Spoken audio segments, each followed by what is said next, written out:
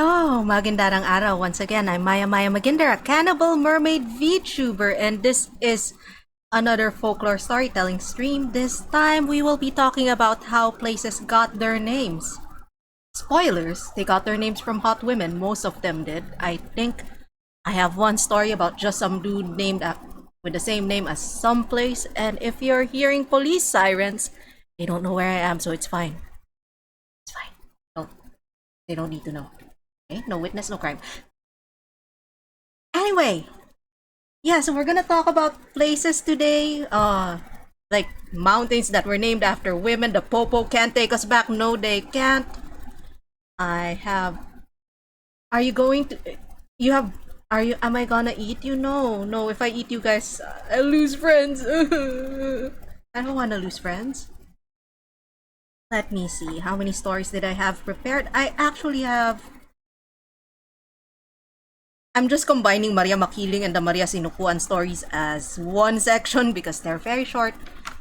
And then we have the MILF Maria, one story about Sulu, one story about Iloilo, and one story about Palawan. There we go. Those are our places for today. I forgot to post photos of those places, but it's fine. There's a map. MILF Elo, yes.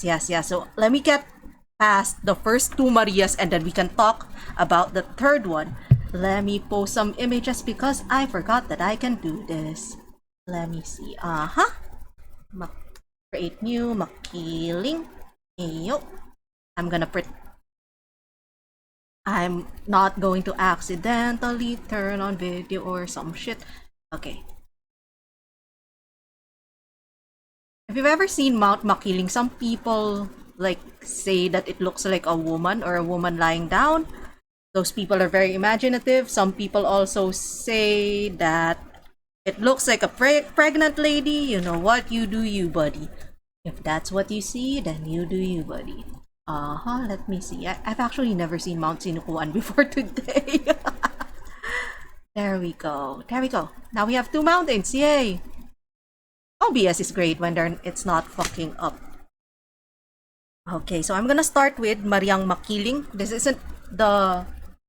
There's also like a Maria Makiling story that's very, very popular in children's books. The one where three men try to court her. Gonna be a popular theme in today's folklore storytelling, but surprisingly does not show up in Maria Makiling in the book that I'm reading from. I can English well too. So, let's talk. I have two stories about Mariang Makiling, two stories about Mariang Sinukuan. One of them has a tikbalang. Okay, I should have read this through. Okay, so let's go for Mariang Makiling. People living around Laguna de Bae say that a beautiful woman, more goddess than mortal, lives on the summit of Mount Makiling.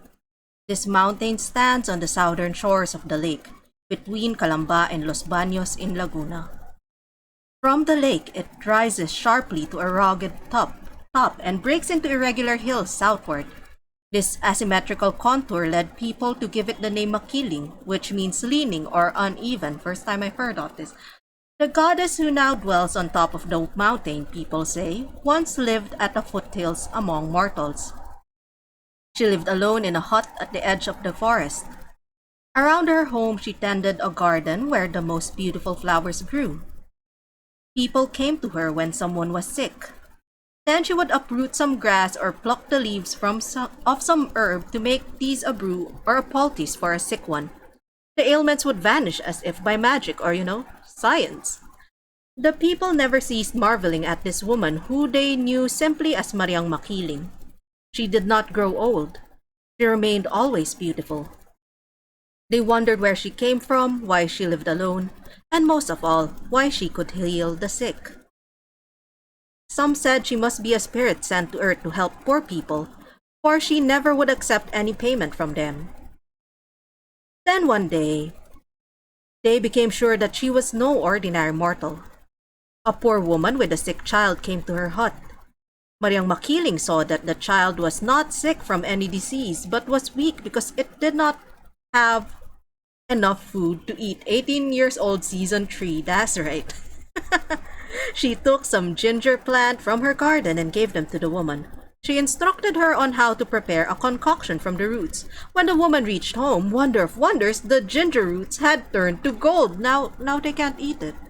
Maria, what? Now the child will starve more. You can't eat gold. The news spread fast among the simple folk living at the foot of the mountain. Forgetting all that Mariang Makiling had done for them, they came to her garden in the stealth of the night. Greed took possession of these once gentle folks, and they uprooted every grass and plant on which they could lay their hands. They got up early the next morning to see if the plants they tore from Mariang Makiling's garden had turned to gold. Of course they had not, and when they turned their eyes towards the foothills where Mariang Makiling lived, they saw her white-clad figure float upwards like the mist. Some say that what they saw was only a cloud, but the simple folk aver that it was Mariang Makiling. They said they saw distinctly her long hair flowing behind her bowed head. She never turned to her face, but people said they were sure she was weeping. She disappeared in the haze on the top of the mountain, and that is where she lives ever since. And the police can't find me here. Okay.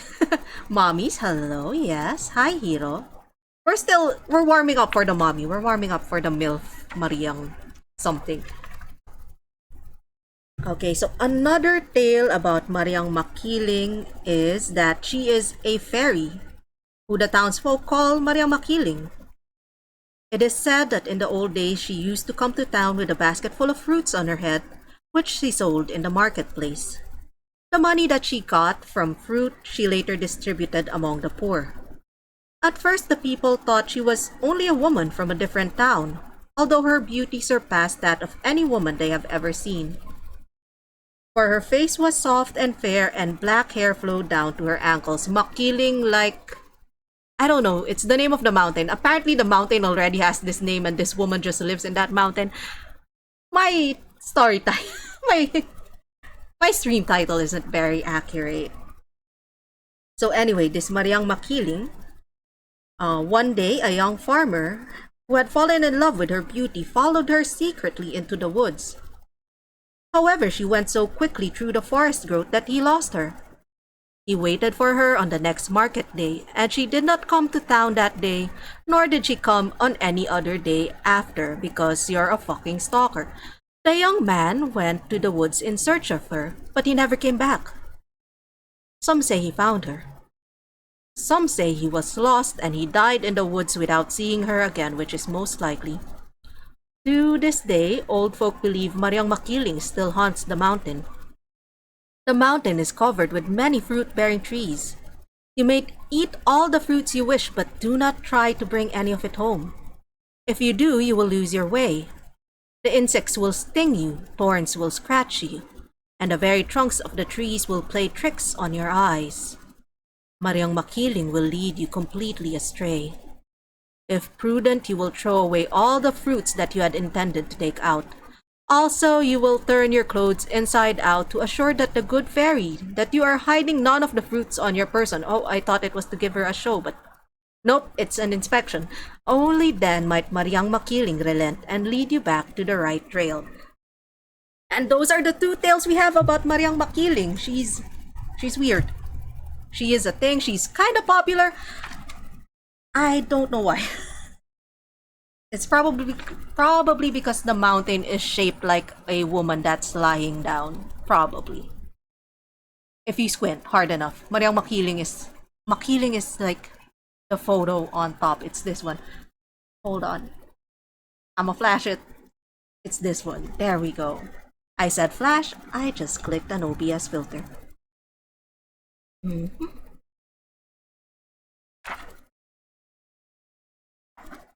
Okay, so another Maria that we're gonna talk about before MILF Maria is Mariang Sinukuan.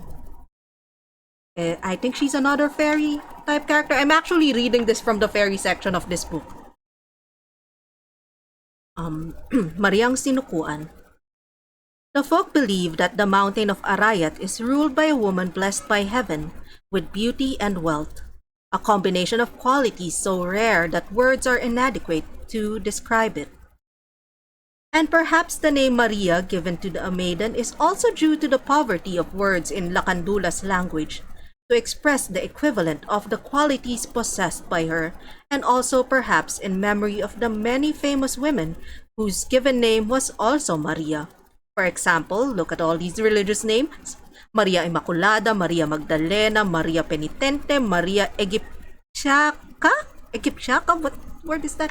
I don't go to church. Maria Cleopas, Maria La Blanca, Maria de Molina, Maria de Medici, Maria Barbara, Maria Antonieta, Maria Estuardo, the two Maria Tudors, and three Maria Luisas, etc. There's a lot of fucking Marias. There's Jose Marichan. The beauty of this Maria of Arayat was admired by everybody, and by every young man who had the good fortune to see her.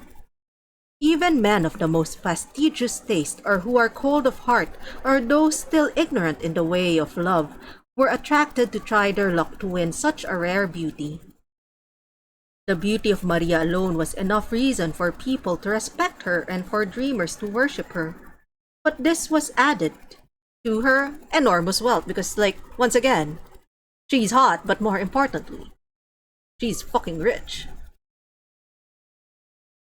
It is said that when she went to the Candaba church on Sundays, she wore different kinds of valuable jewels to complement her dresses of almost pure gold. Holy shit! Sana all may pambili.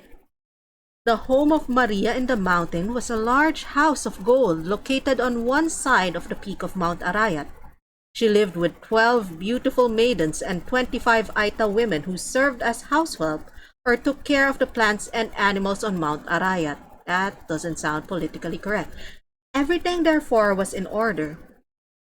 Fruits ripened on the trees, the animals were docile, and in them may be seen how Maria indulged them.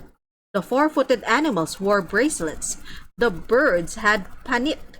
The fishes and snakes wore earrings, because we have ears, and all these ornaments were of pure gold.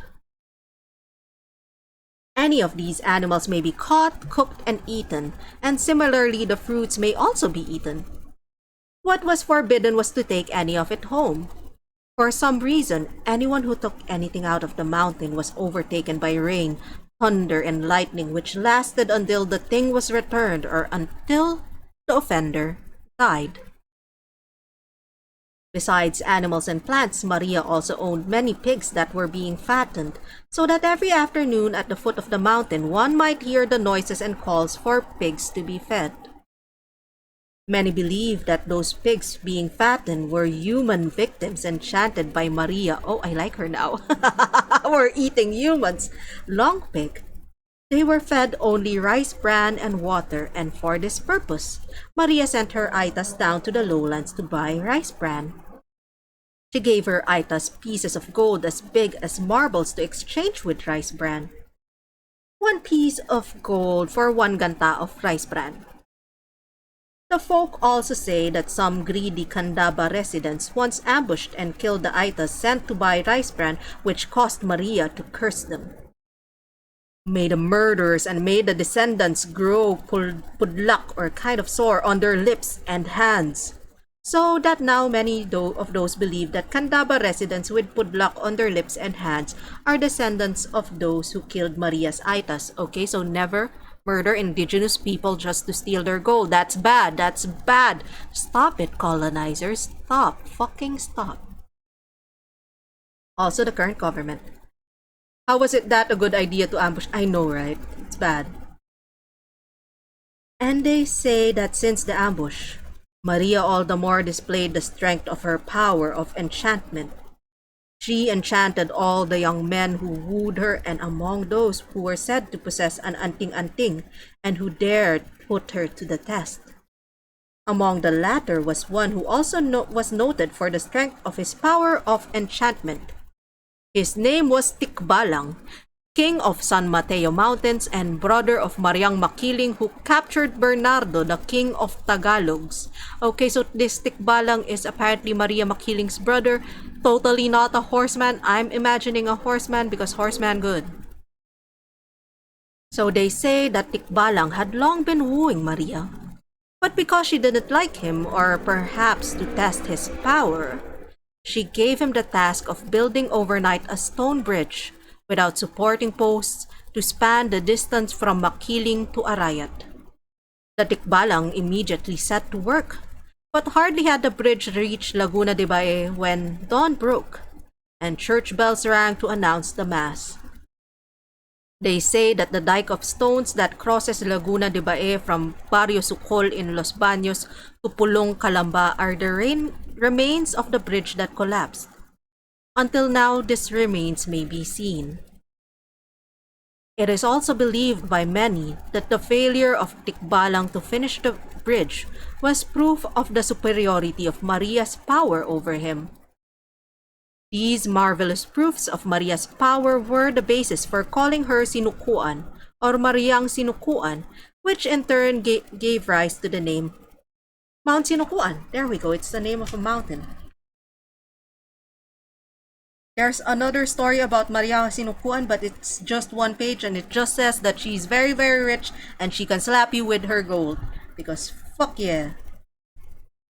And she punishes people when they hurt the people who work for her because we stand a good employer. Sana all good employer.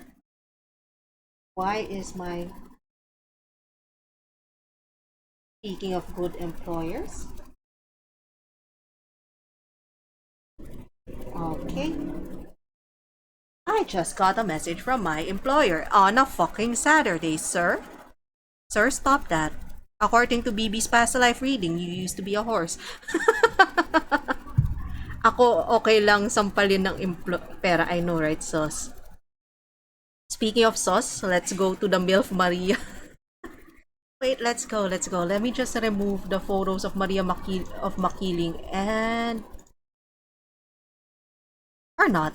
I could just... Yay, MILFs! MILF Maria. Let's go for...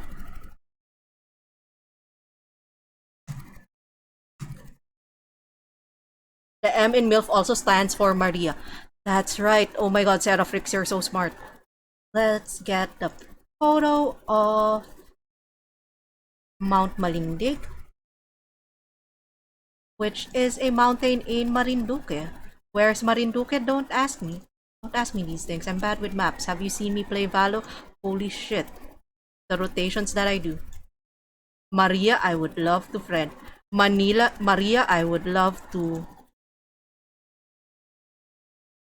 friend. Friend her money. Fully touch her gold. Oh my god, Mariang Sinukuan. Okay, so Mariang Sinukuan was like... her story was written in a way that makes her sound like a badass bitch.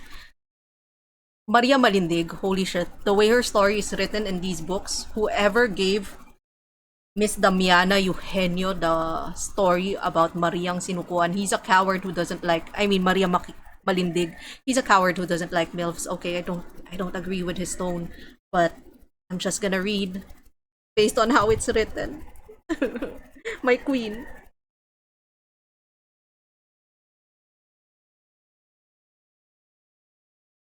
Alright, so The Fury of Maria Malindig, which is a story from Marinduque. There was once a queen enchantress who lived in the kingdom of Marinduque. Her name was Maria Malindig and her beauty was known far and wide. Maria Malindig was a wicked ruler. As wicked as she was beautiful, so Dommy Mommy. She hated all men and put to death all the beautiful women of her little kingdom. She was wicked because no man of her little kingdom, mortal or immortal, had ever fallen in love with her. And she was already past the springtime of her life, so once again, fucking Dommy Mommy, MILF, and everyone in this town are fucking cowards. One day, a furious storm arose. Strong winds and a foaming sea lashed at the island kingdom of Maria Malindig and shook the foundations of her palace. Some thought that the end of the world was at hand. But many believed that the storm was caused by the gods to punish their tyrannical queen. For 3 days, or maybe we're just in the Philippines and 3 days is like kinda weak nowadays. Global warming. For 3 days, the storm raged. And on the 4th day, it ceased so suddenly that the people were surprised. The sun rose from the east in glorious splendor. The howling winds abated and the sea became so calm it looked like a big unruffled carpet, blue as blue can be. But that was not the sight that attracted the attention of the people. What struck them with awe and wonderment were three big ships anchored in the bay, all aglitter in the morning sun. Curiosity drove the people to the beaches. "Aye," they said, "these are ships from some rich kingdom beyond the seas. Look at the beautiful flags and the multicolored buntings and streamers. Aye, they are foreign ships for sure." In the palace of Maria Malindig, everyone was also excited. The queen enchantress and her royal council wondered what the purpose of the foreign ships could be. Were they merely lost in the storm? Or did they take advantage of it to effect an invasion? The royal council did not want to take any chances. As a measure, they alerted the armed forces, doubled Her Majesty's guard, and fortified the moats surrounding the palace. The curiosity of the people were further roused when they saw the three boats, one from each ship being rowed to shore. On seeing this, Maria Malindig immediately dispatched secret agents to ascertain the true mission of the visitors. She's smart. She didn't run by herself. She sent agents. But when the boats docked, what do you think the people saw? The passengers were three monarchs from some nameless kingdom, dressed in rich royal robes, complete with all the regalia befitting only the richest, if not the mightiest of kings. On their head rested crowns of gold studded with pearls and precious stones. Yes, there were slaves too. They were darker than the kamagong images in the temple of Maria Malindig. Problematic. The oldest of the three monarchs stood at the bow of his boat, surveyed the multitude before him, and with a voice as loud as a giant spoke. Oh shit, I'm not. Just pretend it's a voice as loud as a giant. "We are the three mightiest kings of the mighty empire of Mu. I am King Laki of Hilaga. On my right is King Mangga of Katimugan, and on my left is King Pagikog of Silangan." The wave of murmurs rose from the multitude. The king paused good-naturedly and continued.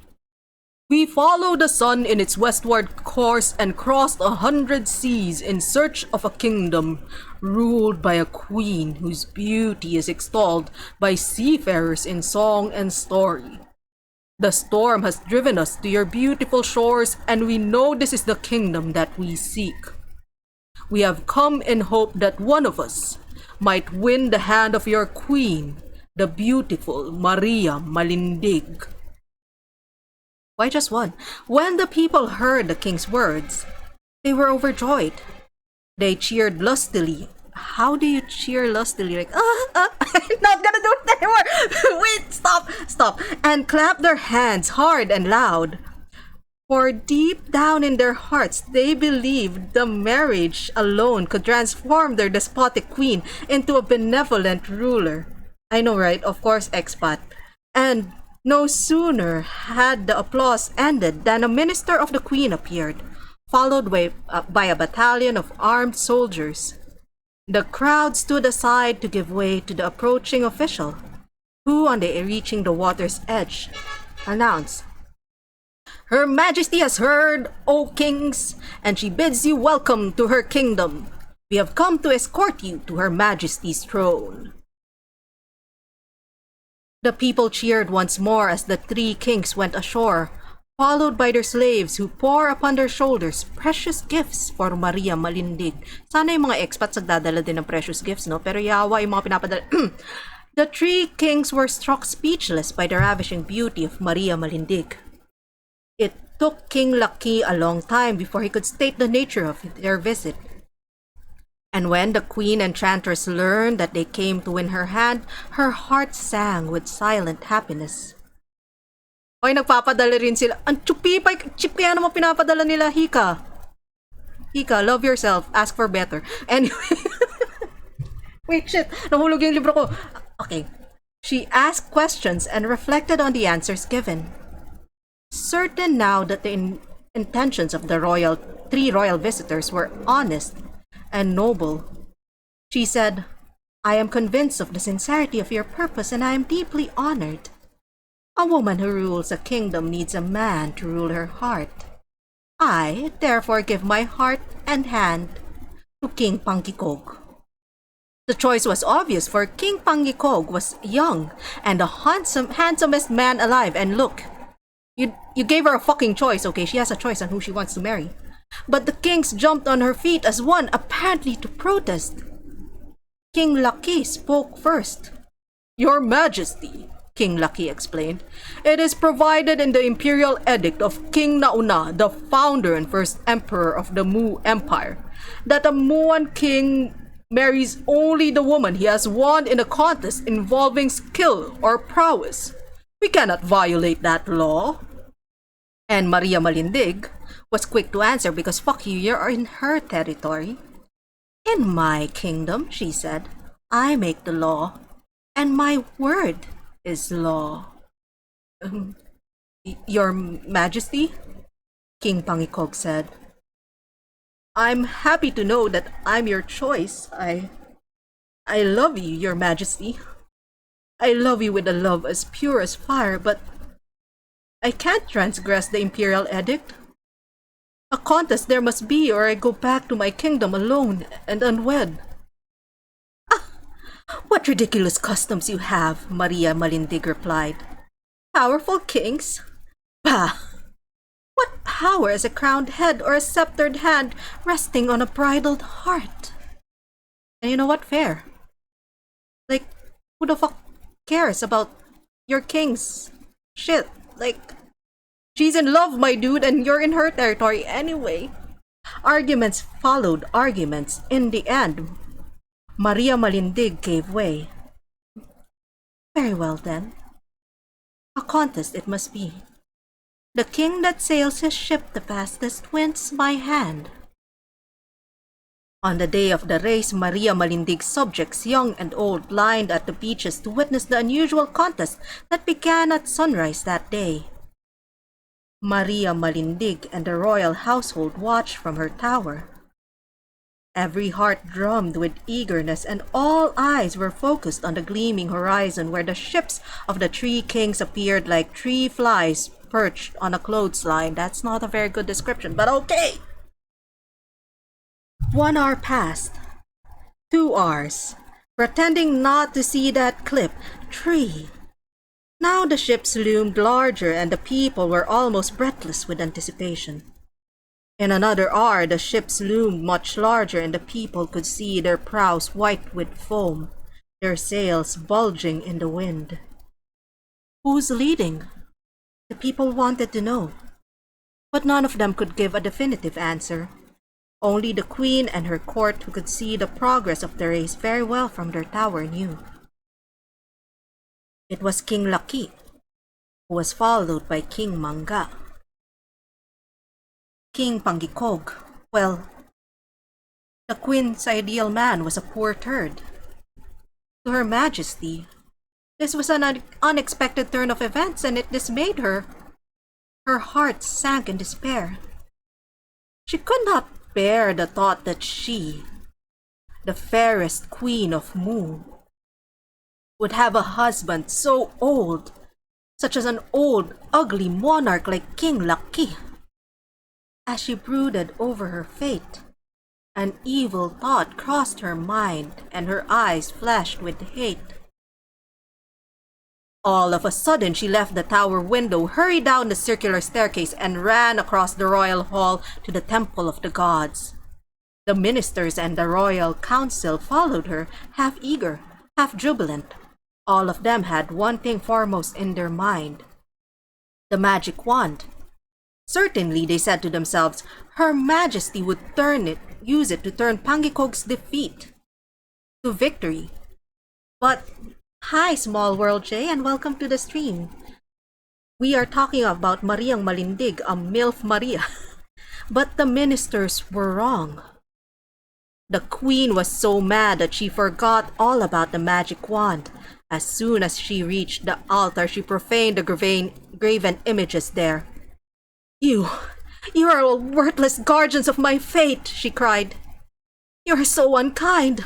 All these years I have longed for the warmth of a man's love, but this very day you denied me that one solace for my longings by denying King Bangikog the victory that must be his, that I might be his forever. Then she got hold of a pole and smote all the sacred idols she can find. Fuck yeah. My girl boss, I'm sorry, I love Maria Malindig. Maria Malindig's profanity aroused the wrath of the gods. No sooner had the last idol been knocked mercilessly down that the gods struck back with nameless fury. Horror of horrors, the earth shook violently, and a great wind arose from the sea. The sun turned black, and the whole kingdom was shrouded with impenetrable darkness. The people ran to and fro, not knowing what the matter was, and not knowing where to go. But the panic did not last long. In an hour, the fury of the elements subsided. The sun shone as brightly as ever, and everything looked as though nothing had happened. Everything, except Maria Malindig's palace, had disappeared in the sight. A mountain, tall and majestic, had arisen. Then, when they turned their eyes to the west, they saw no ships anymore, but 3 small islands. The people named the mountain after their wicked queen, and so it is called to this day Mount Malindig. The 3 islands were named after the 3 monarchs, Kali, Manga, and Pangikog, as the natives still call them so. But when the Spaniards came, they fucked with the islands' names. They named it into Baltazar, Melchor, and Gaspar because Spanish colonization. And that is the story of Maria Malindig, a queen so powerful and so petty that when she couldn't have the guy that she fell in love with, she just destroyed everything. And you know what? Fair. Fair, right? Kadiri yung ano. Kadiri yung Spanish, and I also don't like how they describe Mariang Sinukuan as, yeah, girl boss. She gave money to everyone and she punished people. And then when it was Maria Malindig, oh, she's old. And she knew what she wants, and that's bad. But anyway, hi guys, and welcome to the stream. Once again, I'm Maya Magindara. I almost said Mariang Magindara. What the fuck? And we are telling folklore stories for today. These folklore having to do with various places in the Philippines. And there is no clip. There is no clip, bro. Am I Maria? No. The Maria is actually Gen 2 of Gen 1 of Maria Magindara Redeem When. Oh no, I don't want that.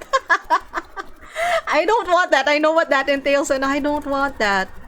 Fine, I'll change the Maid Magindara to something else.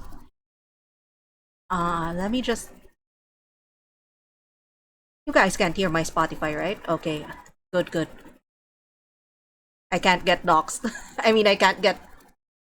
I can't get punished for playing music while I read that because Twitch can't hear it. Twitch, who once punished me for singing a Disney song in the middle of the song. God damn it, Twitch. Why would you do this? Oh, you can hear. No, you can't. No, you can't. Okay. Yeah, because I'm listening to some Miyavi beats right now. Okay, what stories do I have?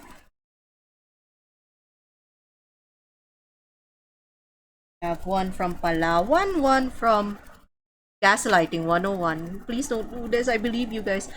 We have one from Palawan. We have one from Sulu. We have one from Iloilo. Oh, I only prepared 5 stories. Shit. No, I. Okay, yeah, I did because the Maria stories were. Yeah. Okay, I'm still in my 5 stories. Can we hear it? Please don't. Don't do this to me. So I'm gonna run a poll just because I'm indecisive as fuck. New poll. Why is my poll who should hika rooster? What happened on the stream? Oh, that was Monster Prom. There we go.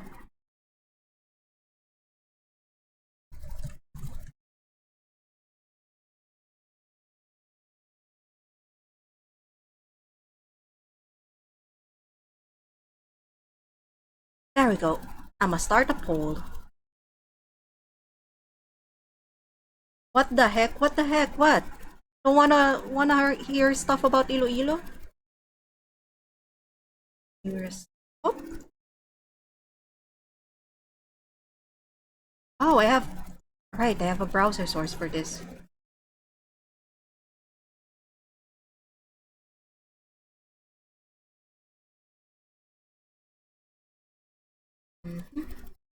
I mean, what the heck, roostering? Because Twitch won't let me say cock.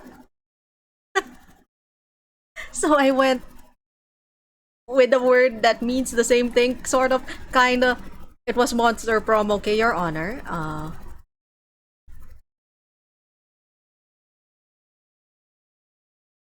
I just did what? No, I mean, Twitch won't let me write cock on ano. It won't let me write, okay? It's different when you're writing. I'm gonna pretend that I don't know who voted for Iloilo. What? I said chalk. Timpla muna akong kape, guys. Wait lang.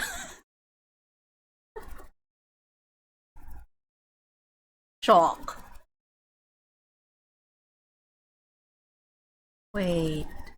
Let me just turn. We will never know who voted Iloilo. Who voted for Iloilo? That very obscure place called Iloilo.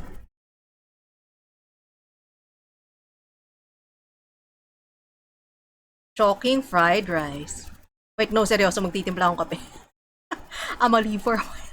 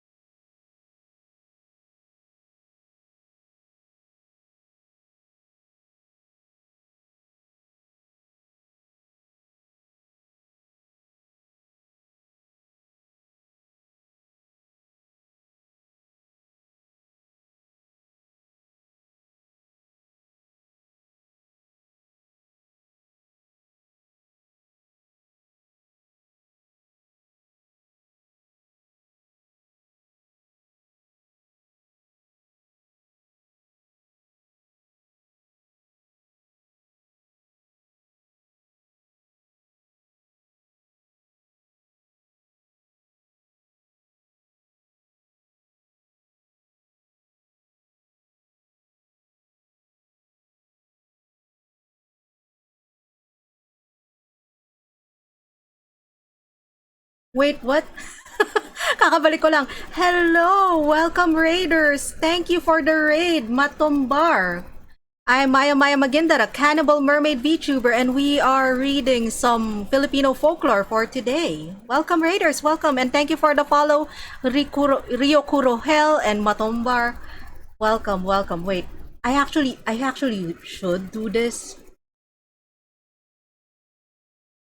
I forgot to do this earlier, so I'm gonna give some shout outs to the people that I remember are streaming who are here.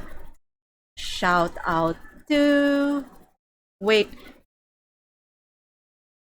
wait, this is B. I just saw it's Brumblebee TV. Thank you for the raid. Yeah, you're brumbling over. Thank you, thank you. You're playing Stardew Valley. Holy shit. I missed that game. I missed that game. I still haven't figured out how stream would I mean, yeah, how Steam would let me stream with a lot of mods. I haven't figured it out. It's such a good game. I know if I start playing it, I'm lost forever. So yeah, shout out to. Hello, Farmy and Crow. Welcome to the stream. Can we like repeat the poll with like the last two winners just so I can decide what to play? I mean, what to read next? We are talking about how places got their names in the Philippines. So let me see. Should we go next? We have a tie between Sulu and Iloilo right now. So Let me just start the poll. Is it there on my browser source again? Yeah, there we go. Who votes for Iloilo? I don't know who votes for Iloilo. Thank you for the follow, Farmyard Crow. Thank you very much. Is Jay still here? Yeah, there we go. He was playing Fall Guys. There we go. And thank you for the hydrate redeem. I just made coffee for this very moment.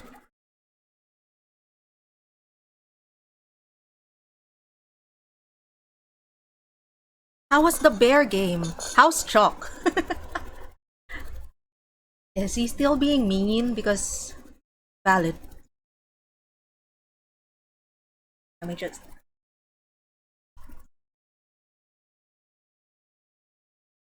Oh, wait. May motherly advice from Netuzer. Anong gusto ng mga girls?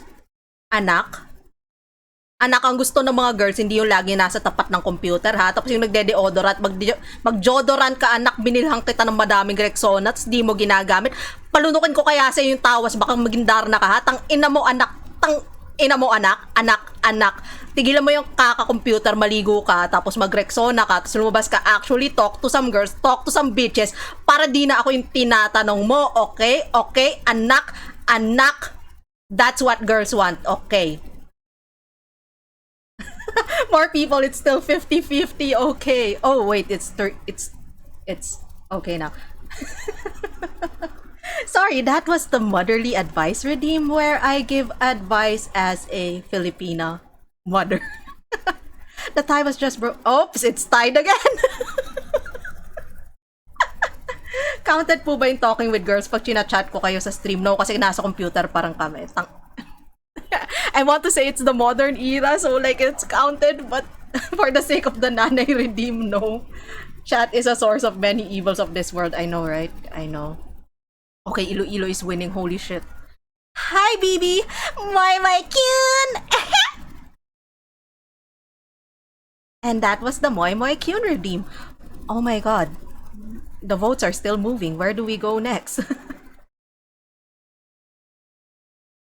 You're welcome, anak. I have both stories open either way. What's winning? Sulu or Iloilo? War flashbacks with the advice. I know. I have so many people going to me like, Magindaro, can you stop doing that? I'm remembering my actual mother and it scares me. Aba, Nike. Ano yung redeem na yan, ha? Bakit ka nagre-redeem ng aba? Welcome to the stream, Nike. Someone said aba was like the Filipino ara-ara, and I feel like I'm using this redeem wrong. Okay, Iloilo won. So we're gonna talk about a place in Iloilo. Let me just change the story title because I forgot. Let me remove this mountain because it's just there for reasons. Anak, kain ka na, anong di mo di mapos-pos kung di mo di ka bababa, puputulin ko yung internet. Oh shit. It do be like that. Okay, it was my turn to flashback that time. Okay, what's the story again?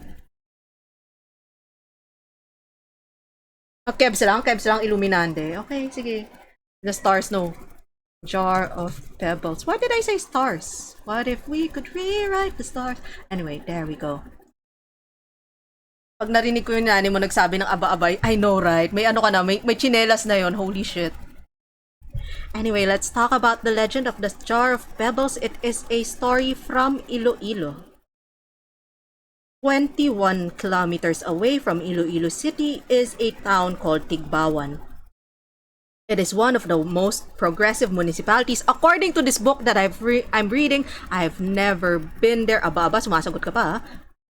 Sino nagturo sa'yo yan? Okay, anyway, it's a town called Tigbawan. It is one of the most progressive municipalities, according to this book, in the island of Panay. But some know it for its beautiful patadyong, pretty girls, and the native candy called kalamay sa buri. A stone's throw from the poblacion is Lamukon, one of the town's biggest barrios. In Hiligaynon dialect, or language, Tigbao is a giant variety of swamp grass that grows as tall as corn, its long-bladed leaves as sharp as knives. Lamok, on the other hand, is the Ilonggo word, also the Tagalog word, also a Bisaya word for mosquito. Tigbawan therefore literally translates to full of tigbao, and Lamukon means full of mosquitoes. Old folks of the town love to relate an old legend which they say explains how these two towns got their strange names. So legend has it that long before Datu Samakuel and his adventurous barangay landed on Panay, Tigbawan was ruled by a wise ruler named Datu Maalam, literally means king, wise king. So, fair. His people were always a happy group. And so his kingdom was known as Kalipayan, which also means happiness. We're gonna have a lot of that in this story. The people became even happier when finally, after 20 long years of hoping for an heir, the Tatu's wife gave birth to a beautiful baby girl. The baby, because she was always smiling, was named Manayanaya, which means the cheerful one. I'm not sure if I'm pronouncing that correctly. I'm sorry. When she was born, rulers of neighboring neighboring realms sent her many gifts. A sukla from Hamtik, silken pinukpok from Irong-Irong, colored shells from Aklan, and many other presents befitting a princess. Among the many gifts were two tadyaos or earthen jars. The messengers who delivered it explained that the jars came from the Kaharian Sangkarong Kagdiri, or the kingdom of the here and now. Sounds like a fucking cult, but okay. The Datu's wife was surprised, for no such kingdom existed.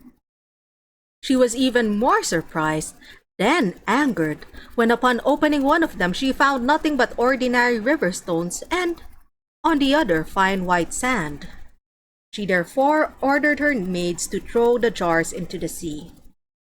But the wise king said, "Gifts should not be thrown away, not even if they are seemingly useless, for the act of giving alone is in itself already a virtue. Besides, I can use the jars. I'll have one planted in the boundary line between our kingdom and the kingdom of Hamtik in the east, and the other on the boundary line between our kingdom and the kingdom of Irong-Irong to the north. This way we will know where Kalipayan begins and ends." Once again, Kalipayan means happiness, so the king essentially just says, we know where happiness begins and ends, and I think that's painful. The years passed swiftly, and Princess Manayanaya grew into a lovely young woman.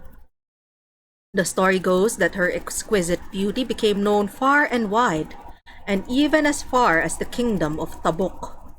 It was not long before kings and datus, princes and noble men flocked to the kingdom of Kalipayan to court the beautiful princess. I know, right? Just never leave happiness, I guess. Among the princess' many suitors, 3 were most persistent. The first was the king of Hamtik. He was called Mapuros because he was big and strong. Unfortunately, because people aren't into DILFs in this story, he is old. And the princess thought of him only as a kind old man. He got tito-zoned. The second was the Datu from Irong-Irong. He was called Mahuna-Hunaon because he was always thinking of witty things to say. Huna-Huna means to think, if I remember correctly. I could be wrong. My grandfather's gonna kill me. However, he had such a long nose and he succeeded only in making the princess laugh, so he got friend-zoned. Which doesn't exist. The third suitor, the prince from Aklan, was tall, young, and very handsome. So handsome was he, in fact, that according to legend, even the trees and the grasses, through some which he had passed, bowed behind his heels. His name was Mapainubuson, and, as it suggested, he was very humble, and also very hot and handsome. Mapainubuson, however, was so shy. Once before the lovely princess, he was speechless. Manayanaya, who had fallen in love with him at first sight because once again, hot prince, did everything to make him propose to her.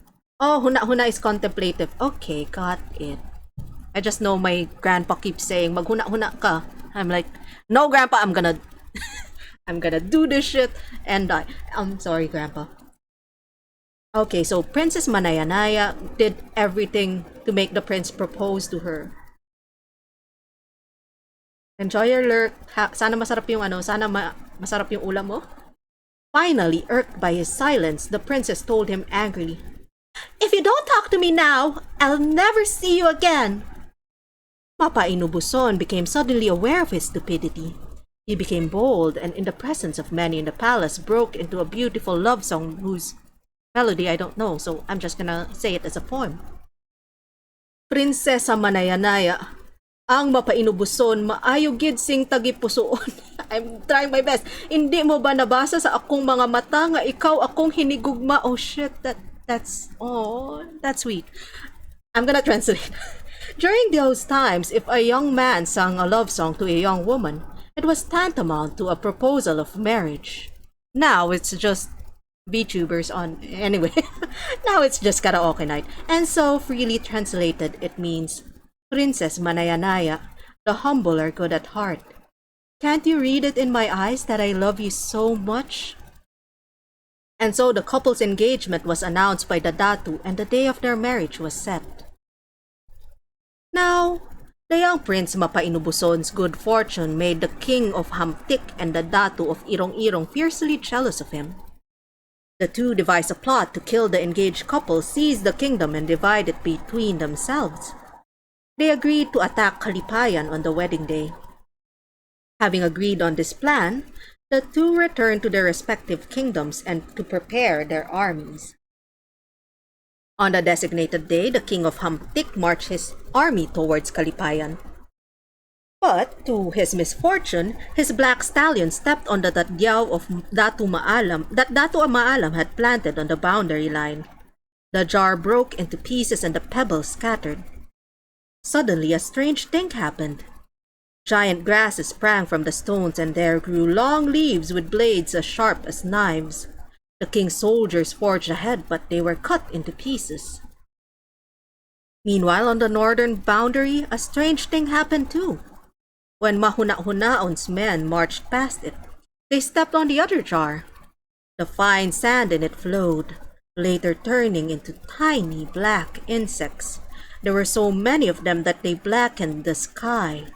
The soldiers marched on, but the little pests entered their ears and their noses, and they could not do anything but retreat. This sounds like hell. And so, according to a legend, Manayanaya and Mapainubuson was married with the great rejoicing of Kalipayan. When Datu Sumakwel and his wife Bangkaya and their barangay landed on Panay centuries later, they found a thick jungle of tall grasses called Tigbao growing on the western side of what was once the kingdom of Kalipayan.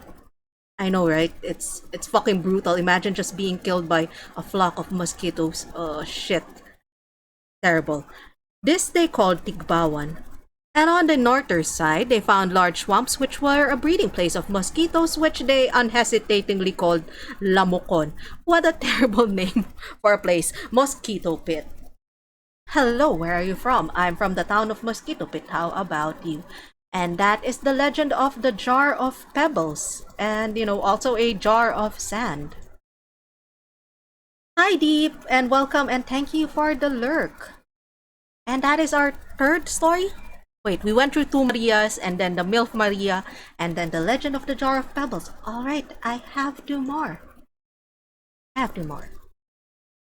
Let's make a new poll on where we should go next. We can either go to Palawan or we can go to Sulu. And when I say we go to Palawan, we mean the island of Palawan and not, the pawn shop. Not the pawn shop, unless you want to, by which I won't judge you. Thank you for the follow, Adam Resnick, or am I pronouncing it right? Anyway, thank you for the follow. Imagine if nabasag yung dalawang jar. I know, right?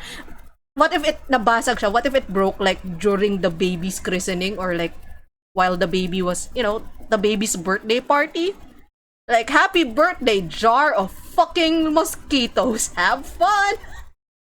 It's gonna be worse than the Shaky's birthday party thing. Like, it's worse. It's so much worse. Happy birthday, jar of mosquitoes. Plague be upon ye. tas di mo pa alam kung saan nanggaling. I know, right? Oh, thank you. Okay, I'm glad I pronounced it right. So we can either go to Palawan or we can go to Sulu. It was a failed assassination attempt. And the king was like, no, wait. We can use this. We can use this for other people.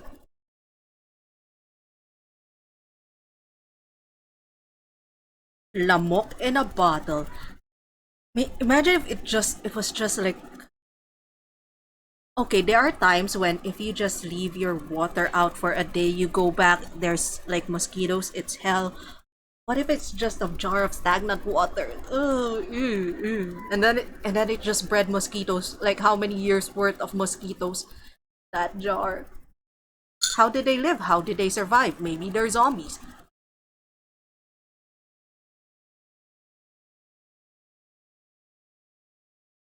Glass glass grass blades in a bottle. That's scary. Actually, I've never seen tigbao before. I have tried. Don't leave your water outside for a day. The, I know I'm used to my poles being like this. I'm used to it being like this. I've like Kogon grass scares me so fucking much. Yung mga damo sa talahiban, different breed, fucking scary. Balance, perfectly balanced, as everything should be. Hello, and thank you for the follow. Denamis, the name is Xarxi? Xarxi? It's balanced. Okay, it's Palawan now, as all things should be. Thank you for the follow. Hello, good evening. Oh my god, it's still balanced. I was like, I'm gonna open the story now. Wait. Okay, so I'm going to like... Wait. Anyway, I have bookmarks on both stories naman, so I think I can find them easily. It's a tie. Okay, I'm gonna go to... They're all about weddings, but I'm gonna go to Palawan first. Only because it comes up higher on the book. This is actually a story from Capiz, but the name of... Sabay ko silang babasahin. What the fuck? I can't do that. I'm not me, no? Who can talk. Who has this weird dual tone when he's talking? Okay, let's go for... This is actually a story from Capiz, but the name of the protagonist is Palawan. Also, the next two stories will have a certain team of Filipinos really afraid of raiders that are like the Filipino indigenous people being afraid of Muslim raiders. But in this case, because this was kind of recorded, I mean this... Okay, I'm gonna warn this super, like right now. I'm gonna start this right now. This story ends with a weird Spanish colonization apologist shit, but yeah, because I don't know, apparently it's weird. I feel like this was... Okay, no, it's not a feeling. This folklore has been touched by the Spaniards so hard, it makes the indigenous people sound like they're Catholics. Actually, they describe the indigenous people before the Spanish came as Christian. I highly doubt that they were, because, you know, we weren't. So yeah, just keep that in mind when I read this. This story has been Spanified so hard. I'm just reading it from the Philippine Folk Literature collection collected by Damiana Eugenio, the Legends book, Stardeen. So we're gonna talk about Palawan and the White Bell of Aranghilan. When the Spaniards had not yet one more time with feeling. When the Spaniards had not yet reached all the remote areas of the Philippines, there was a place in Visayas that was abundant with aranghilan trees, which bore fragrant flowers. This place was near a river that overflowed during high tide and covered the surface of the place with water from west and tinagong dagat. The women in this place were beautiful, and so many people, especially the bachelors, frequented it. It was a sitio of the former Barrio Lutod-Lutod, now the municipality of President Rojas. This story is old, which used to be a part of the municipality of Pilar. the early inhabitants of the place of this called the Sitio Aranghilan, after the name of the tree that was abundant at that area. Aranghilan became more popular in the Visayas and Mindanao after the natives made a white bell out of pieces of silver which they collected from amongst themselves. The diameter of the bell measured up to 2.5 arm stretches of an average-sized Filipino, so I don't know. Probably 3 meters. We used to measure things by arm size and palm size. I forgot what the arm size was called. I know palm size is dangkal. The bell, whose sound could reach the Moro land in southern Philippines, was installed in a chapel in the indigenous Philippine times. I know, right? Not sus at all. But aside from its religious uses, it was used to it was rung to warn people of any approaching enemy. And at that time, there were sea warriors, mostly Muslims, whom they feared very much. In the Moro land, the Sultan wanted to possess this white bell upon hearing its sound. And so he ordered many of his warriors, including his son, Kalmirin, to get it from the people of Aranghilan. Kalmirin asks his father, however, to let him go to Aranghilan alone, where the beautiful women are, totally for spying purposes, to see the white bell and not the beautiful women. He said that if there were many of them, the people of Aranghilan might be frightened and might escape with the white bell. Okay, that's a good reason. He was permitted to go along, and so the next day he sailed towards Aranghilan under the guise of a baptized man, again in pre-colonial period, who was looking for his relatives in the said place. Kalmirin was welcomed by the people of Aranghilan and was allowed to live with them. The next day, he joined the people in hearing mass in the chapel in pre-colonial times once again, where he saw Banaag, the most beautiful woman in Aranghilan. Her throat seemed to emit streaks of light that resembled the rays of the sun, and that's where she got her name, Banaag, which means streams of light. That was a weird sentence. After the mass, Kalmirin persuaded her to allow him to walk her over to her home. At her home, he met Palawan, Banaag's brother, who was the bravest man in Aranghilan. Yes, throat. I don't know how people saw it. It's a throat. Okay, now I know. I don't want to know more. Kalmirin courted Banaag, and when she accepted his marriage proposal, they decided to get married on the next full moon. Then he confessed to her that, after they got married, contrary to what he had told her people, he was a Muslim and he had come to their place to get the white bell. He said the Muslim warriors might come to Aranghilan in the next few days to get the bell, as he had not come back to the Moro land. But he told her that the people should not worry because he was on their side. It was on their wedding day when thousands of Muslim warriors arrived on the riverside, which was a short distance from the chapel, where the white bell was hung. The newcomers told Kalmirin that his father wanted him to go home to the Moro land with the white bell, and if he failed to, they would return to kill all the inhabitants and bring home the bell. He ordered them to go back to his father with a message that he would go home with the white bell, and that he would go home with the white bell, and he had become a Christian and married a Christian woman. Buti pa yung white bell hung. I don't have that problem. After the warriors had left, the disrupted wedding ceremonies were resumed. A big feast followed in which plenty of food was served. People were like, oh, the Muslims are gonna invade us? Party! Kalmirin addressed those people who came for the wedding and the feast while they were eating. Oh, never mind, Kalmirin's just gonna ruin his own wedding party. He said that they should prepare for the afternoon because on the following morning his father's men would come back to get the white bell and kill them all. Therefore, that afternoon, Kalmirin and Palawan trained the men on how to fight and brought the aged, the women, and the children to a hidden place. Man, imagine what a wedding that must have been.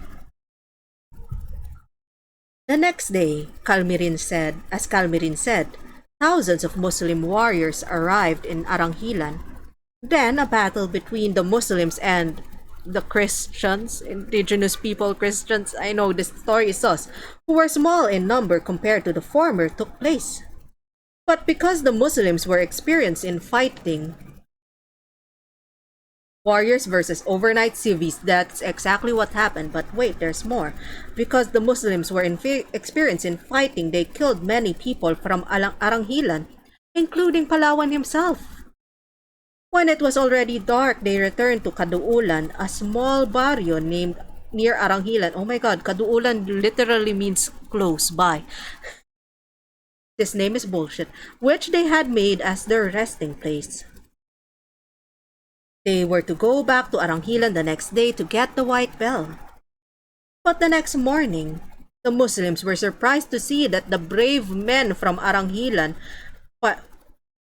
see the brave man, okay, just one man from Aranghilan, Palawan, standing alive by the side of Calmirin, and some of the people from Aranghilan who survived in the battle in the previous day. They did not know that Palawan is a shonen manga protagonist who can come back to life as soon as his corpse was wet by the juice of dawn.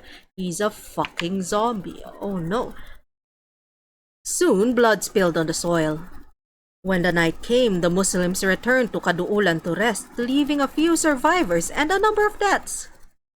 Again, amongst those killed was Palawan.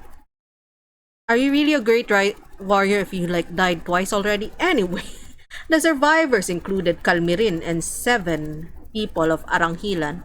The Muslims spared Calmirin because they had an order from their sultan that they should not hurt his son, even though he was determined to kill them. Imagine being that warrior though, like, oh shit, yeah, I'm so ready. Oops, I can't kill this man. That's my leader's son, and then you get stabbed on the back because you were distracted. Pain. It was still dark when the Muslims arrived in Aranghilan the next morning. They believed they could go get the bell this time since there were only a few people left who could stop them from doing so. But they were surprised to see 9 more people ready to fight with them, and Palawan among those 9.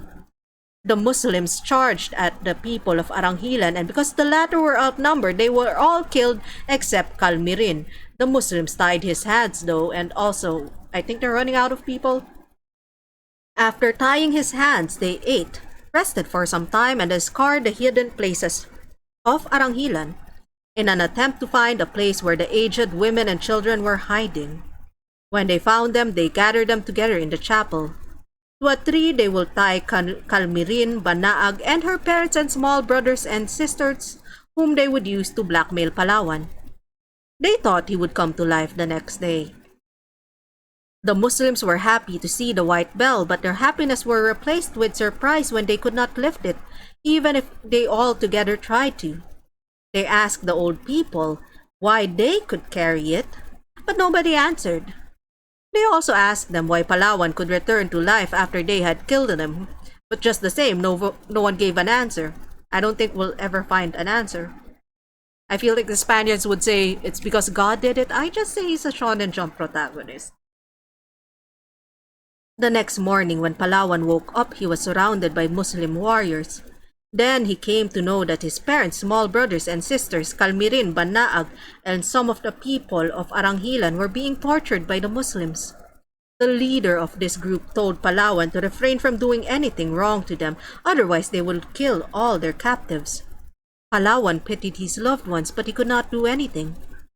At this point, the leader asked him why he could come back to life after he was killed.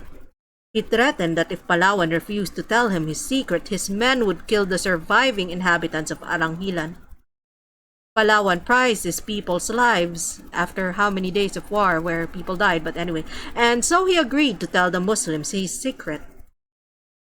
Before Palawan told his secret, however, he hurriedly carried the white bell on his shoulders and threw it in a river, which is now called Tinagong Dagat. The Muslims were amazed at this feat since all of them could not even lift the bell, spike planted. They obliged Palawan to fulfill what he had promised to them. But before he told them his secret, he requested that they free his people. And so the raiders agreed, and after his people had been released, Palawan disclosed that he would not come back to life if he was killed and something was done about some parts of his body. His head should be brought to Luzon, his hands and feet to Mindanao, and his torso should be buried in Aranghilan. Then the raiders killed Palawan and they followed exactly what he told them. After accomplishing this, they stayed in Aranghilan for 4 more days, and this is the Spanish apology thing. But when they were about to leave the place, a great number of Spanish soldiers arrived and a bloody battle ensued between them. The Spanish forces proved most powerful, oh mighty white people, and all the Muslims were killed by the mighty white people, all hail. After the battle, the people of Aranghilan thanked the Spaniards. When the Spaniards asked them the name of the place, the people answered Aranghilan. But because the foreigners are fucky this way, they could not pronounce it correctly, so they renamed the place Aranguel. Yeah. Until today, the place is known by its latter name, but such change of name has never obscured the beautiful story of Palawan and the White Bell. Spanish apologies. And that is the tale of Palawan and the White Bell of Aranghilan. It was clearly recorded after the Spanish period. Because of course it was. That's the danger in some of the folklore. It's probably why I'll never Spanish breads, I wish. That's why I'll probably never dive to the part of folklore about actual living people, because it can get used for some apologist bullshit. So just remember that heroes, politicians, villains in history, they are all people. They're all human and all edible if you try hard enough. Probably not the ones who have rotted though and, disintegrated into the earth, but they're all people. None of them had magical powers. Wait, except magic is real because I'm a mermaid VTuber and I have I have friends who have magical powers, so like, magic is real. Almost broke immersion, Jesus fucking Christ. How dare I? Yeah, that is the story of Palawan and the White Bell of Aranghilan, which leaves us with lasa ng human meat, lasang pork po na medyo manipis lang ng slight. Yeah, no. I'm totally a mermaid, guys. Mermaids real, VTubers real. And I guess that leaves us with our last story, the one about Sulu. Or takes place in Sulu. Let me just...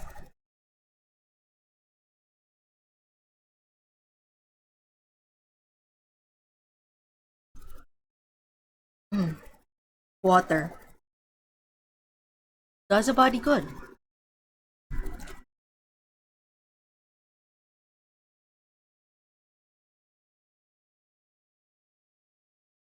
Don't mind me, I'm just stretching. Oh, thank you for the hydrate redeem. Wait.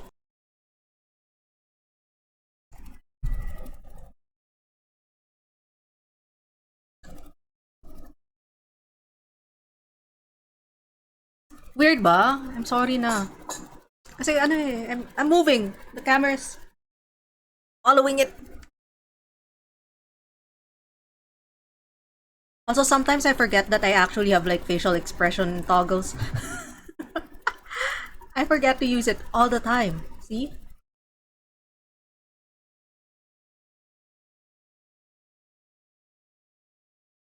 I forget. I forget that it's there.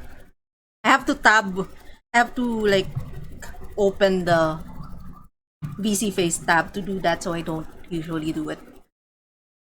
I used to have auto facial expressions.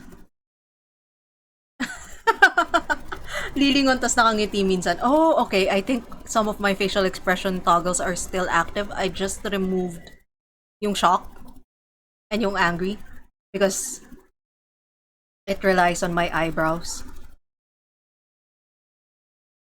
Yep. So I stopped adding that. Okay. Last story. Based on what I've selected, but if you guys have requests, we can carry on. But this is what I've selected. It's the story of Dad Iraq.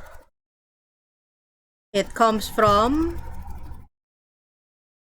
a book called Folk Stories, Legends, Heroes, and Practices of Mindanao and Sulu. From a long, long time ago, this book is probably out of print, so it's still from the Damiana Eugenio compilation. Quoting that, Dad Iraq. North of Holo and south of Basilan lies a small island called Tongkil. As a separate island of the Sulu group, Tongkil rises from the depths of the Sulu Sea like the sun on a hilltop. Tongkil is a terrestrial garden. Its greenness surpasses emerald, so that the blue waters around it turn pale in comparison. In Tongkil, no one is ever sad. Thank you for the follow, Akiyama VTuber. We have just started a folk story about Sulu, an island called Tongkil.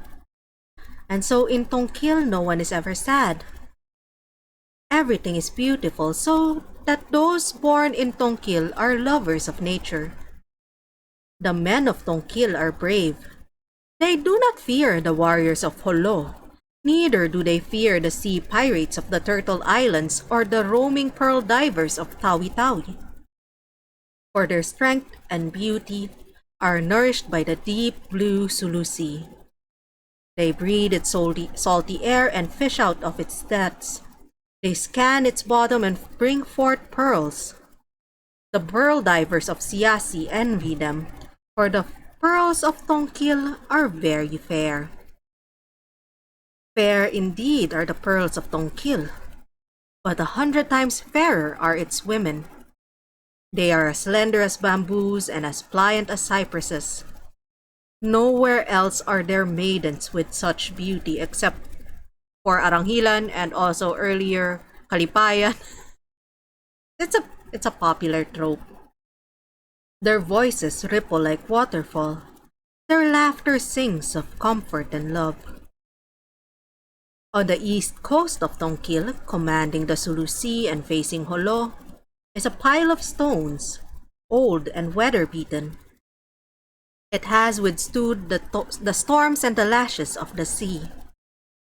It is an object of reverence and veneration, for in it sleeps Dad Iraq, one who was precious to the Tongkil, for she was their fairest maiden.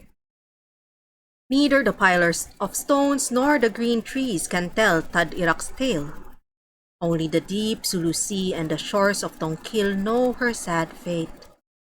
But neither will sea nor shore speak of the tragic yet beautiful tale.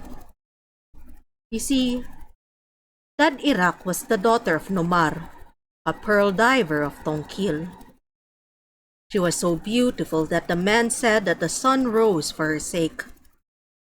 None could be compared to Dad Iraq, whose laughter made her men's arrows hit their mark. "Sing, Dad Iraq," the men would say, "and we will protect you from the sea pirates." In a voice vibrant with love and life, Dad Iraq would sing the song of the deep Sulu Sea till the golden-scaled creatures of the water swam ashore to listen. "Sing, Dad Iraq," the men would beg her, "so that we may live for you." She would smile, and the deep blue sea till the sky brightened and the moon darkened with envy. "Laugh, Dad Iraq," they would say, "so that we will die contented." She would laugh, the ripples stolen from the deep blue Sulu Sea. Warriors, pearl divers, and rich men of Mindanao sighed at her side, but she refused their pearls and gold. Her love, she said, could not be bought.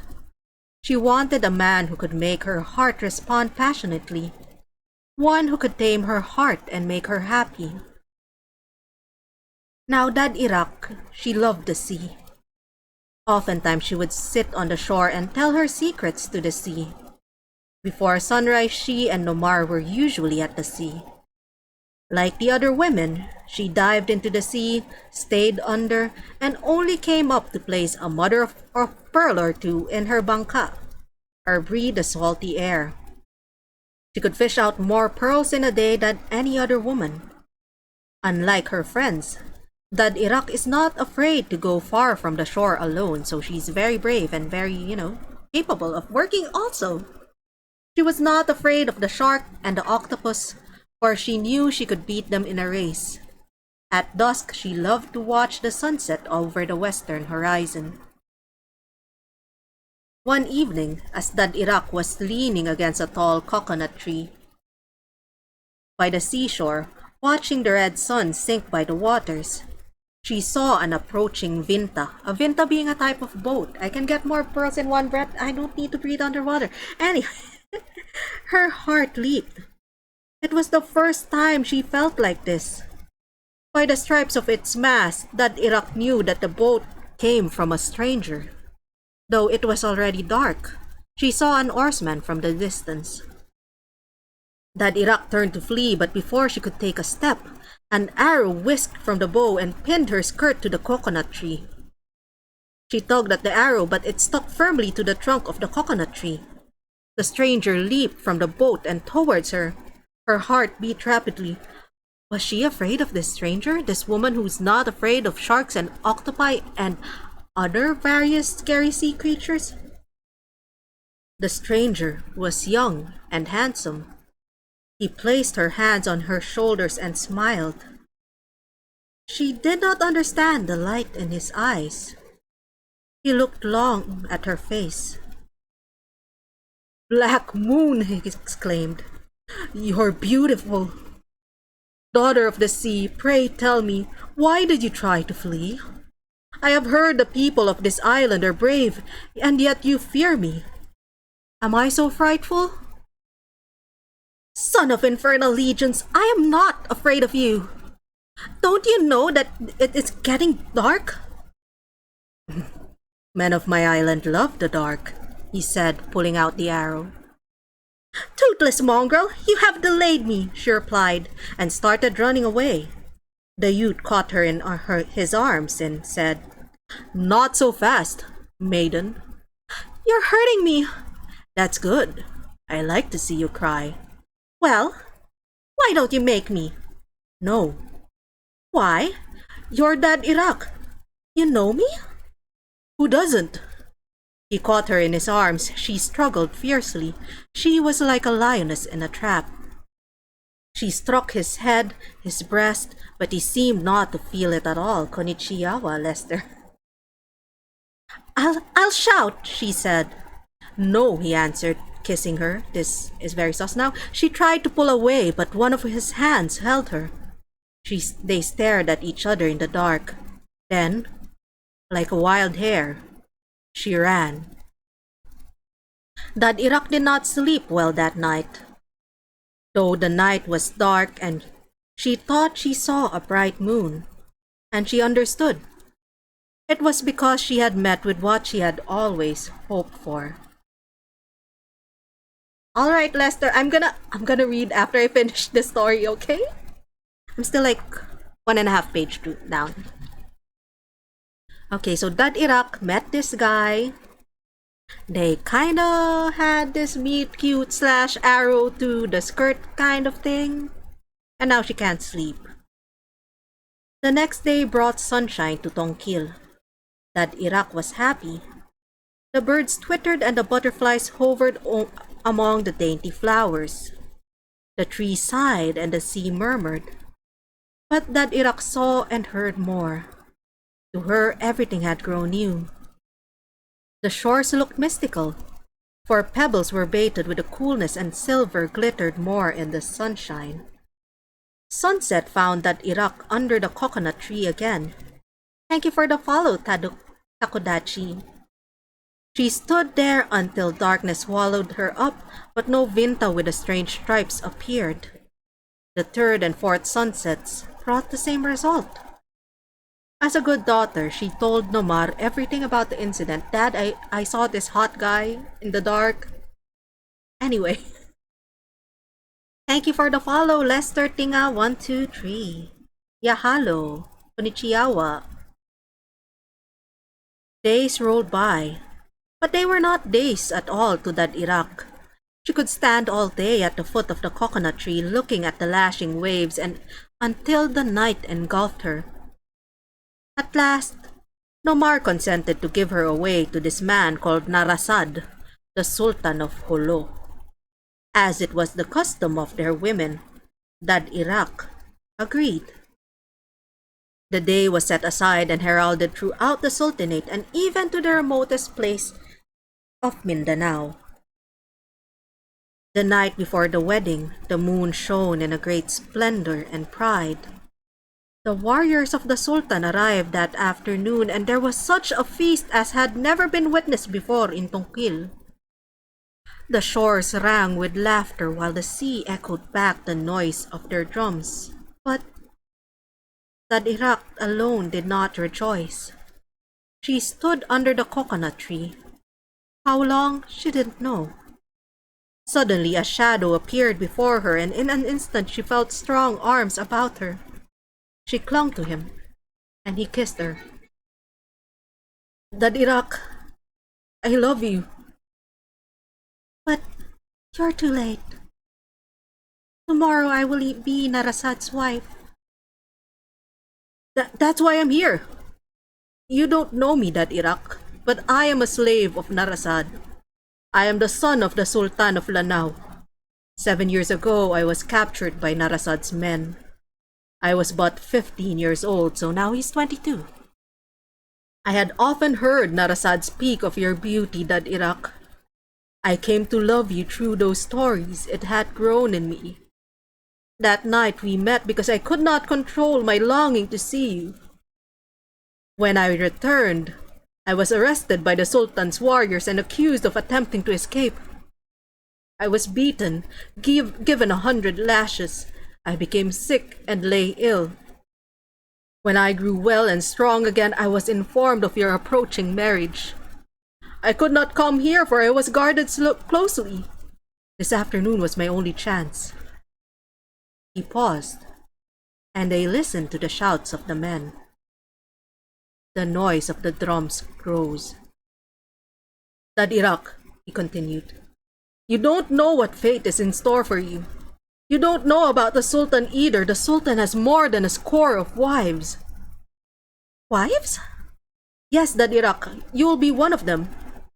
I don't love the Sultan. He is old.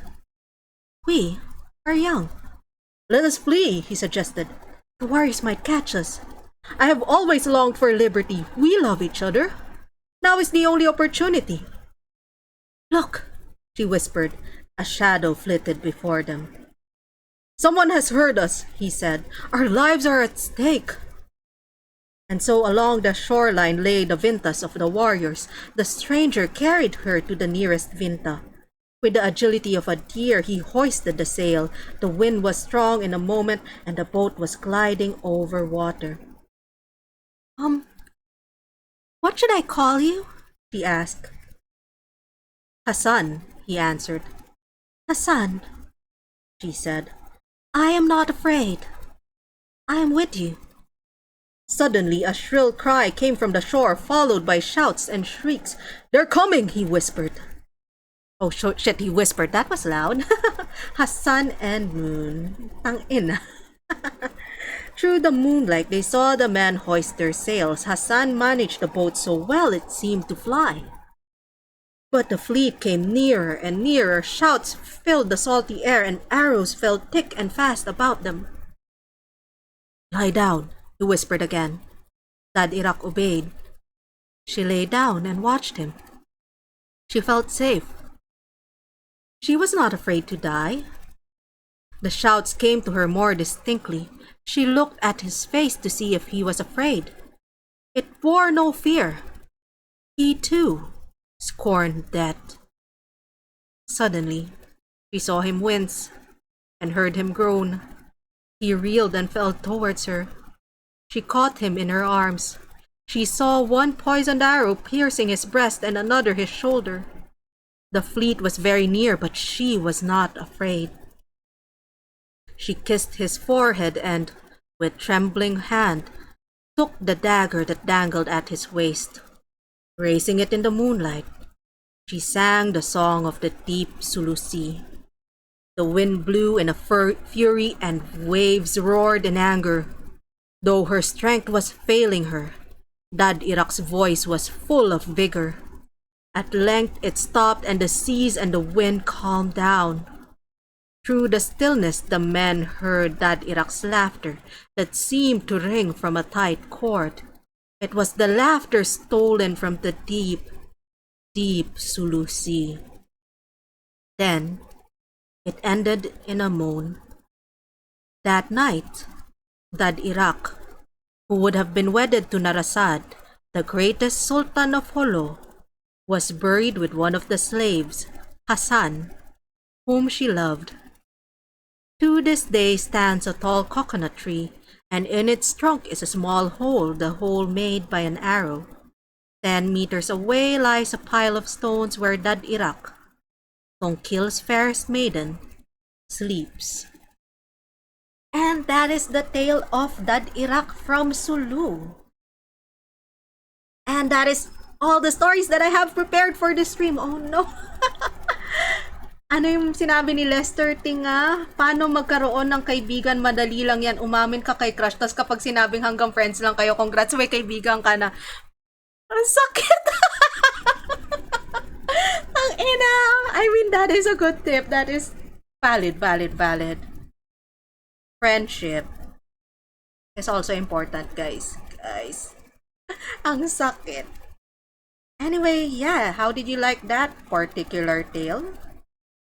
I like Dad Irak. When I first read this, I was like, shit, I like her as a heroine. She's very strong, she's very powerful, she knows what she wants, and she has sea powers apparently. Which, A+ for me. Wala pag ako na-reject, sorry na lang, di ko kawalan. Guys. May pinagdadaanan po ba tayo? Kasalanan ba to ni Dad Irak? Yeah. Paano magkaroon ng kapatid? Dali lang yan. Umamin ka kay crush at kapag sinabi niyang parang kapatid lang, lang kita, congrats, may kapatid ka na. No! Oh my God. Ang sakit. A lot of stories about places they follow the same trend of like a Spanish guy approaches a native who's doing something and they'll be asking, what is the name of the place? And then the Filipino would be like, I think he's asking what I'm doing. So the Filipino says something like, I believe in Davao it was called Gadaba Daba, or I'm setting something on fire, and that's how Davao got its name, because the Spaniards were like, yes, Daba, this place is named Davao. So a lot of places have that kind of story to them. So like it was hard to find a place name that didn't have to do with that. Oh, I found a story about Tatu sa Makwel. It's time for wildcard folklore reading, which is how we get to tell stories about children getting chopped in half. Hopefully no more children getting chopped in half this time. May kwento the three brothers that turned into Luzon, Visayas, and Mindanao. I don't think I have that story. I'm going to have to find that at some point. At this point, I think I'm just searching for stories at random now. Let me see. Minulwan and the Balinaw. Ooh, the legend of Talisay. This is in Iloilo again. Minulwan and Banilawan. I feel like I also have very vague memories of that story, but I barely remember it now. Okay. Let's see. Hopefully this story isn't that terrible. I just saw that it has Datu Sumakwel, which was also mentioned briefly in the giant jar of mosquito story. So this is the legend of Talisay. It's a place in Negros Occidental. There we go, I think. Yeah. During the reign of Datu Sumakwel in Madias, Panay, there lived in Buglas, or now known as Negros, Prince Banilawan, a son of a Datu. Yeah, Negros, I think.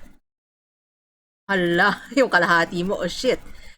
Prince Banilawan was a handsome prince with a body made rugged by constant exposure to the sun. Okay, sounds hot. He was a powerful hunter and fisherman, and his greatest delight was tracking the wild deer in the jungles of Buglas, or casting alive for barracudas and Spanish mackerels that teemed in the blue waters of Guimaras Strait between Madias and Buglas. One clear day, Prince Banaliwan took his line and harpoon and paddled his bangka into the clear sapphire waters of the strait in search of the fierce barracudas and the sea turtles.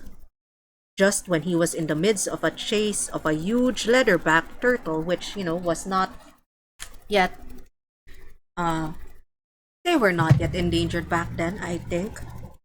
A storm suddenly came up and swirled the sea with gigantic waves which broke the frail banka of the prince. He was thrown into the sea, and for a whole night he battled the elements furiously. Although the prince was of rugged build, swimming against the storm for a night sapped his strength, and he was unconscious when he was cast upon the shores of Madias.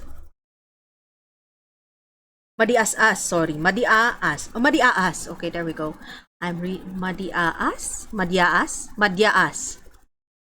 Filipino names are weird. The next day shone bright and clear, and the shore upon which Prince Binalawan, Binaliwan,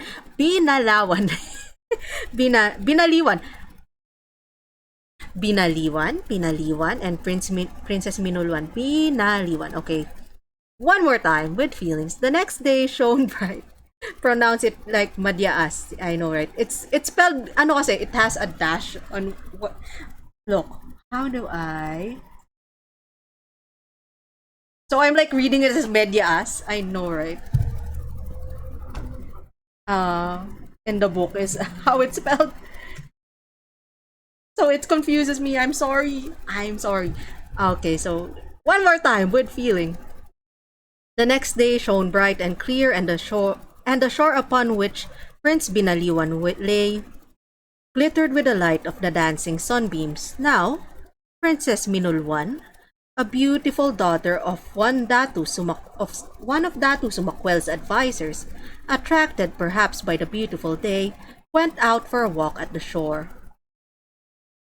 She came upon the unconscious prince. It was also during this time that Datu Sumakwel and Datu Buglas were at war, so that anyone caught or captured from the other camp was instantly put to death. Not a good time to be a castaway. This situation put Princess Minulwan in a predicament, for she found the castaway a handsome man. Oh shit, saved by Kapugian. What would she do? Princess Minulwan knew that the stranded Prince Binaliwan should be turned over to the chief for disposal. But her heart said otherwise. And the more she looked at the handsome prince, the more her loyalty to Datu Sumakwel seemed a monstrous thing. But the princess's fluttering heart triumphed over such rigid ideals as loyalty, and also he's hot. Are we sure it's just the heart? So that defying Datu Sumakwel, she hid Prince Binaliwan in a cave near the shore. Every day she secretly brought him water and food. At last they fell in love with each other. Weeks passed, moons waxed and waned. He's still living in a cave. Still, Princess Minulwan never failed a day to visit the cave. Then her mother became suspicious, and one day, she followed her daughter furtively and found out the reason for her constant stroll on the seashore. The princess and the prince were frightened, but the mother proved a very understanding woman. Oh! She knew she would be powerless against the passion raging in her daughter's heart. So secretly, she had a bangka provided with food and water, which would carry the princess and her prince to Buglas. I know, right? This is legit motherly advice, actual like helpful motherly advice. Anak, I love you. Parang ganon. Marry for love. When the day to leave arrived, she gave her daughter a seed of the talisay tree, which at the time was the tallest tree in all of Madyaas. Madya. There we go. As soon as you reach your chosen place, plant this seed so that it will, when it grows high, I can see from the shores of our home the place of your home, she bravely told her daughter. But, mother, I'll miss you. The distance. Be brave, my child. Loneliness is a state of mind. Distances are in the heart. Go with the man that you love. She cut off her daughter's words. The lovers left. Aided by a friendly western wind, the boat skimmed over the waves and in a few hours anchored on the white sandy shore dotted with coconut palms. The lovers thanked Bathala for the safe voyage. Immediately upon reaching land, Princess Minulwan planted the seed. With the first rain, the seed sprouted fast and in a few years was a towering tree in the sky. Prince Binaliwan and Princess Minulwan built their home under the talisay tree, which was far across the Guimaras Strait. A lonely mother shaded her eyes from the sun as she looked at the branches of the tree, waving proudly in the breeze. And that is the story of Minulwan and Binaliwan, and I'm glad I misspelled his name wrong. Did I? Yeah, I misspelled the princess name while reading the story. Binaliwan. There we go. Fixed. I fixed it. And I'm glad I ended with that because at least that story had people who, actually successfully got married and no one waged a war or other shit. It's just a mom telling her daughter, go marry your man, just like, plant this tree so that I can see where you live and I'll be happy. And she was. And that's it. That's it for folklore storytelling for today. Unless you guys have any requests, mindset lang yan, mindset. Once again, thank you for the raid, B, and thank you for the follows, everyone. If you guys have requests about stories, I know there's a lot about monsters. Maybe I'll just reserve that for October. Unless someone wants to like smash or pass monsters again. I know what happened the last time. We can get drunk again. It's fine. I'm never getting that drunk on stream again. Ayan na naman tayo, monsters. Ayan.